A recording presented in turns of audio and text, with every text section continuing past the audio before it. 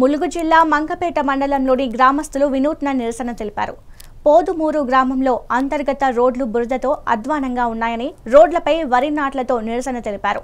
ఎన్నికల సమయంలో ఓట్ల కోసం వచ్చిన సీతక్క అభివృద్ధి పనులు చేస్తామని హామీలు ఇచ్చి మాట తప్పారని గ్రామస్తులు అన్నారు. ఇంతవరకు మా రోడ్లను పట్టించుకున్న పరిస్థితి లేదని గుర్తు చేశారు. ఉన్న రోడ్డుని అనవసరంగా బురద రోడ్డుగా చేశారు. నడవడానికి చాలా ఇబ్బంది పడుతున్నాం. అక్కగారు మీరు వస్తున్న అడావుడిలో మీరంటే మాకు గౌరవ ప్రతిష్టలు ఉన్నాయి. కాంగ్రెస్ ప్రభుత్వానికి మేము సపోర్ట్ చేసి మిమ్మల్ని గెలిపించినందుకు కనీసం మీరు వస్తున్నారని సెంటర్లో అడావుడి చేసి రోడ్డు పోసేదో మట్టి రాళ్ళు పోసి రప్పలు పోసేదో మీకు నీట్గా చేయొచ్చు. కానీ అక్క మారుమూల ప్రాంతం ఇంత దూరం ఇదే మండలం గ్రామ పంచాయతీ హెడ్ క్వార్టర్ మండలం అయినా కూడా మరి మేమంటే అంత చిన్న చూపు ఎందుకో ఈ రాజకీయ వ్యవస్థకు మాకైతే అర్థం కావట్లేదు. దయచేసి మాకు ఈ రోడ్డుని పోయాలని మిమ్మల్ని పాదాభివందనంతో కోరుకుంటున్నాం.